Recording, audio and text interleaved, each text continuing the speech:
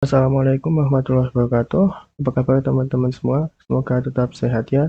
Di sini saya akan menganalisis permainan yang menarik antara Vladimir Kramnik melawan Magnus Carlsen.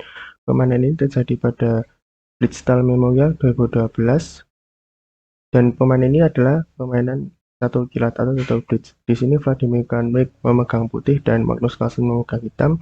Permainan dimulai dengan kuda F3, dibalas dengan pion G6, pion E4, gajah G7, pion D4, pion D6, gajah C4, pion A6. Dengan tujuan untuk langkah berikutnya, melangkah pion B5 untuk menghalau gajah.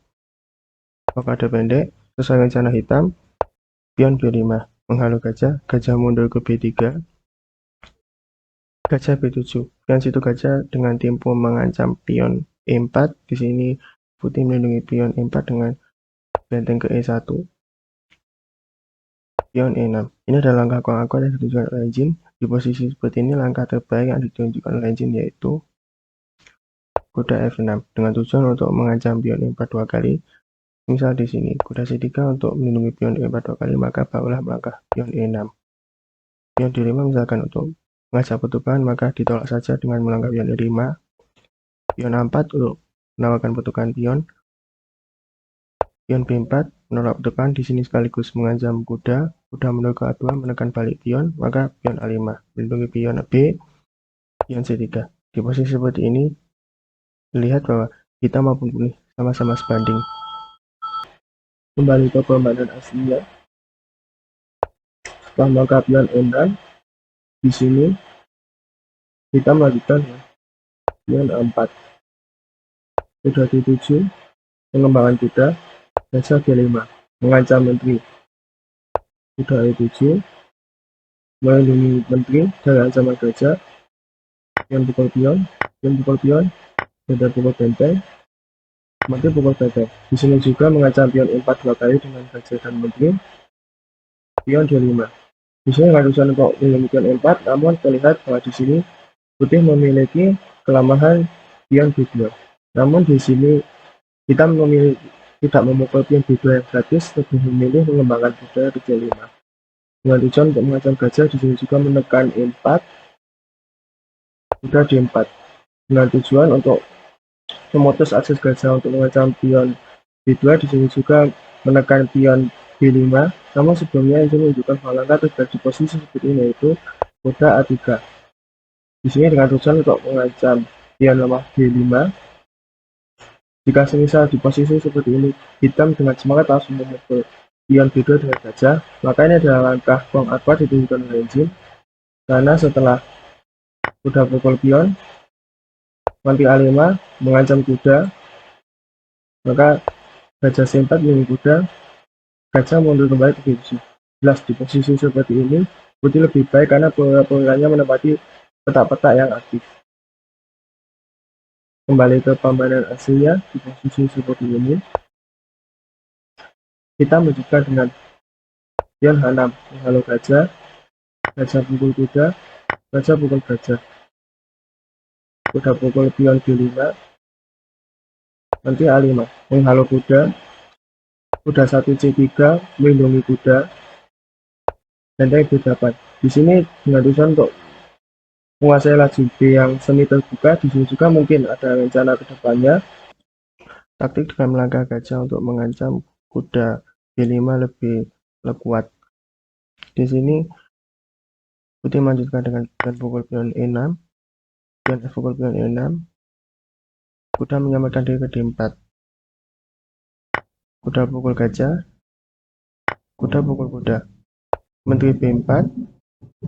Di sini mengancam pion E4 dua kali.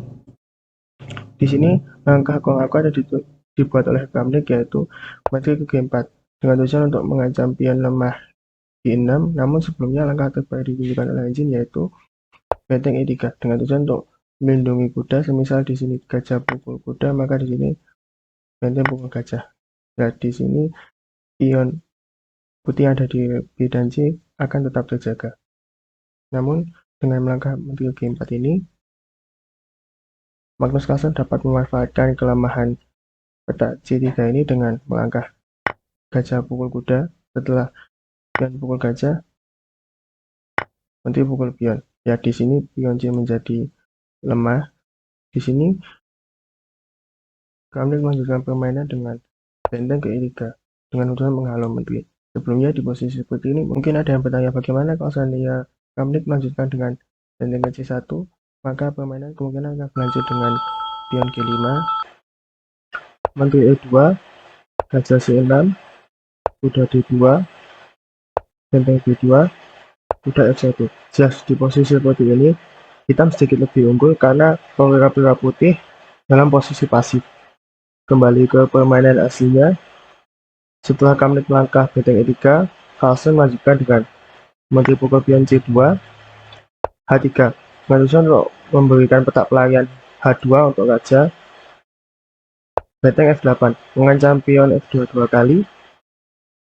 Di sini Kamlik berusaha mengembalikan pionnya kembali dengan melangkah menteri pukul pion E6 skak, setelah raja pukul menteri, kuda D4 skak. Di sini menggabung raja dan menteri. Kemudian raja menghindar ke E5, kuda pukul menteri, pion C5. Ya, di sini setelah pion B dan pion C putih termakan, maka di sini hitam memiliki pion bebas di suci. Dan kita akan lihat apakah Kamlik berhasil menghalau pion C ini atau tidak. Di sini Kamlik melanjutkan dengan kuda E1. Langkah Kong Akwat sebenarnya ditunjukkan oleh engine. Langkah terbaik yaitu pion F3. Semisal di sini kita melanjutkan dengan benteng E8, maka raja F2.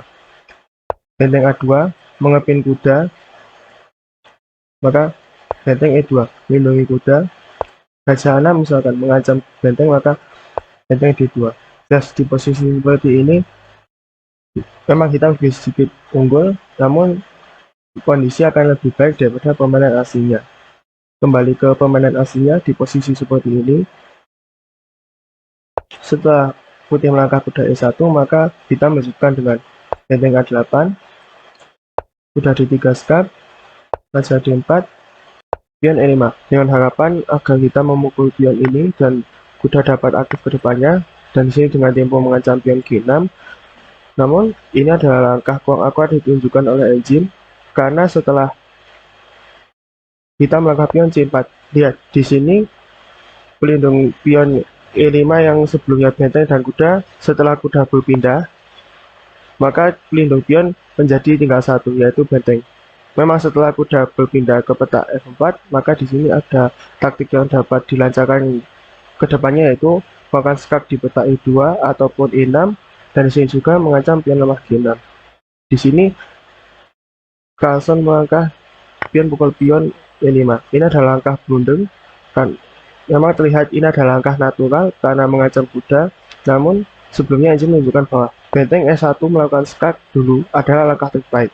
Setelah raja H2, barulah pion pukul pion. Kita akan lihat mengapa engine menunjukkan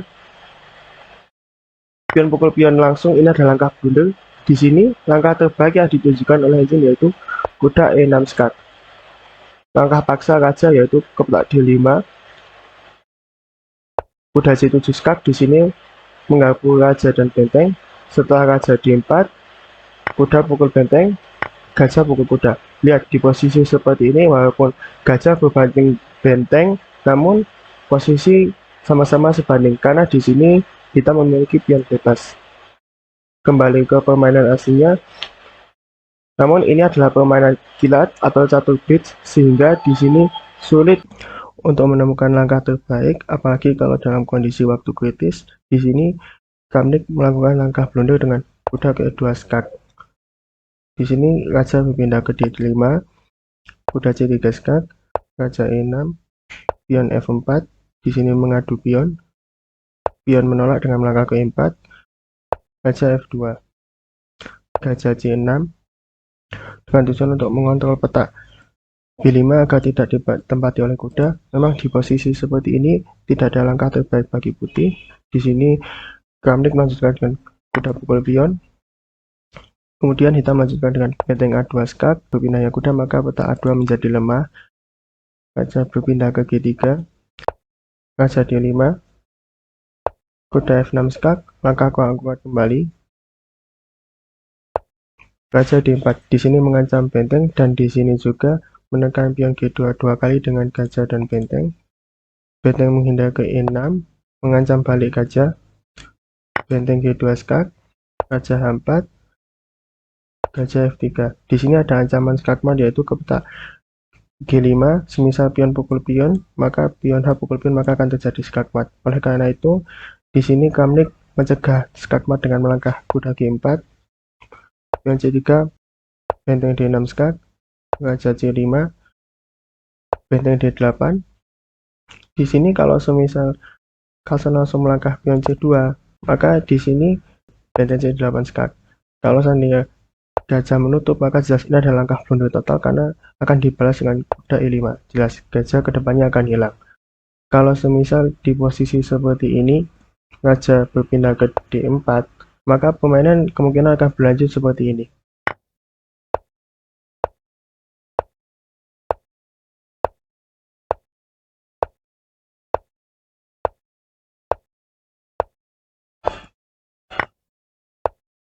Variasi seperti ini, gas hitam akan kesulitan untuk mempromosikan pion C ke depannya, karena di sini benteng mengontrol petak C1.